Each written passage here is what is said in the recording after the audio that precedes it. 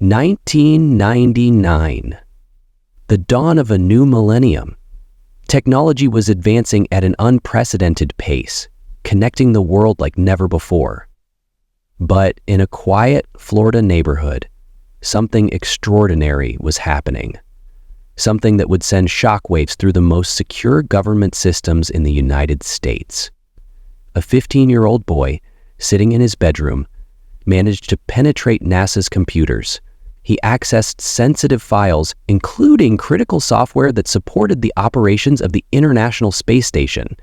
The breach was so severe, NASA was forced to shut down its systems for weeks, costing tens of thousands of dollars.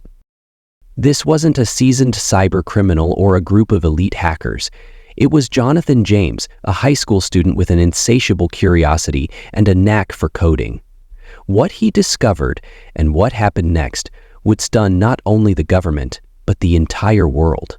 Stay with us as we explore how one teenager pulled off one of the most audacious hacks in history, and the dramatic fallout that would follow. Jonathan James was not your typical teenager. At just 15 years old, he lived in Pinecrest, Florida, a quiet suburb outside Miami. To his family and neighbors, he was a regular kid, attending school, hanging out with friends. But online, he was known by a different name, Mark. The late 1990s was a transformative era. The internet was rapidly becoming a global phenomenon. But with its rise came vulnerabilities few truly understood. Governments, corporations, and individuals were all connecting to a digital world without fully realizing how exposed they had become. For someone like Jonathan, it was an open invitation. Armed with a second-hand computer and an insatiable curiosity, Jonathan saw the internet not just as a tool, but as a challenge. He taught himself programming, experimented with networks, and began to see the cracks in the systems around him. To Jonathan, hacking wasn't about destruction, it was about testing limits, pushing boundaries, and proving what he could do. But curiosity soon turned into something more. He began targeting high-profile systems, ones most would consider untouchable. Among them were the U.S. Department of Defense and NASA. These weren't random targets. They represented the pinnacle of security, a proving ground for Jonathan's abilities. What he found would forever change his life. With every keystroke, Jonathan wasn't just accessing information. He was crossing into a world that few had dared to enter. And with each step, the stakes grew higher. Jonathan James wasn't just curious, he was methodical. Using a combination of basic tools and advanced techniques, he began exploiting weaknesses in government systems. His methods were shockingly effective. First, he identified vulnerabilities, then slipped into the systems unnoticed, often installing backdoors, hidden entry points that allowed him to return whenever he wanted. One of his most audacious moves was intercepting thousands of internal messages between employees at the Defense Threat Reduction Agency, an organization responsible for mitigating threats involving nuclear, biological, and chemical weapons. These messages contained everything from passwords to classified information. For months, Jonathan had a front-row seat to sensitive operations, all from his bedroom. But Jonathan's most infamous breach was yet to come. He turned his attention to NASA, the world's most advanced space agency. From his modest setup, he gained access to NASA's computers and retrieved the source code for the life-sustaining systems of the International Space Station. This software was valued at $1.7 million, and its theft posed a serious risk to astronauts and the station's operations. The intrusion was so severe that NASA was forced to shut down its entire network for 21 days to investigate and secure its systems. The downtime alone cost the agency $41,000. For Jonathan, it was another challenge conquered. But for NASA and the U.S. government, it was a catastrophic wake-up call. Federal authorities quickly mobilized. The FBI launched an intense investigation, tracking the intrusion back to Pinecrest, Florida. They uncovered Jonathan's online alias, Saroram, and began building their case.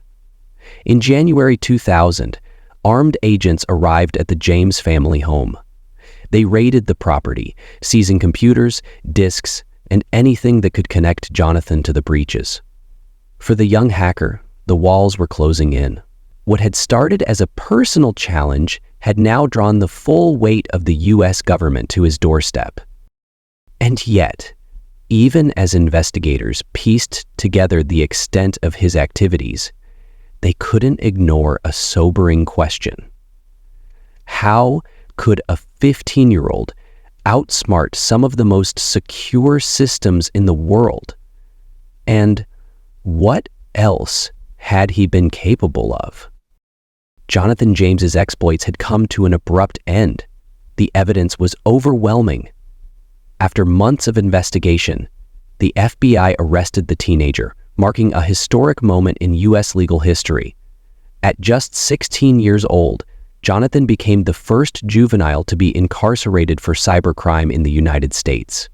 The court found him guilty of illegally accessing government systems, including those of the Defense Threat Reduction Agency and NASA. His sentencing reflected the gravity of his actions. 6 months in a juvenile detention facility, followed by probation.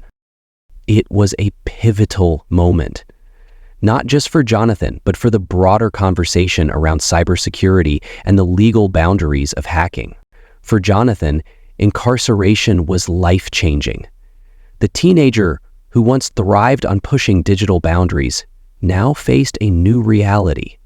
One without computers, internet access, or the freedom to explore the world he had mastered. But the court's decision sent another message as well. No system was untouchable, and even a teenager could be held accountable for breaching it.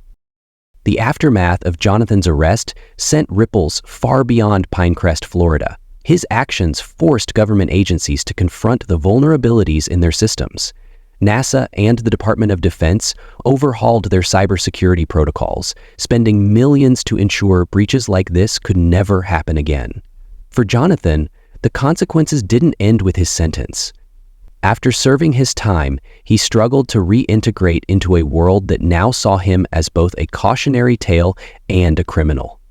Under probation, he was forbidden from using computers, but temptation, or perhaps necessity, brought him back to the keyboard. Violating his probation led to further legal trouble, deepening the shadows that already loomed over his life. Yet questions lingered. What truly drove Jonathan to these lengths? Was it pure curiosity, or something more? Perhaps a need to prove himself in a digital world where power was measured by one's ability to bypass the unbreakable? These questions remained unanswered, leaving a haunting ambiguity in his story. For government agencies, the lessons were clear. The era of digital warfare had begun, and their defenses were woefully inadequate. Jonathan's actions weren't just a breach, they were a warning. A teenager with a computer had exposed flaws that could be exploited by far more dangerous actors. Even today, Jonathan James's story is a reminder of the thin line between brilliance and recklessness, between curiosity and chaos. And it raises a chilling question.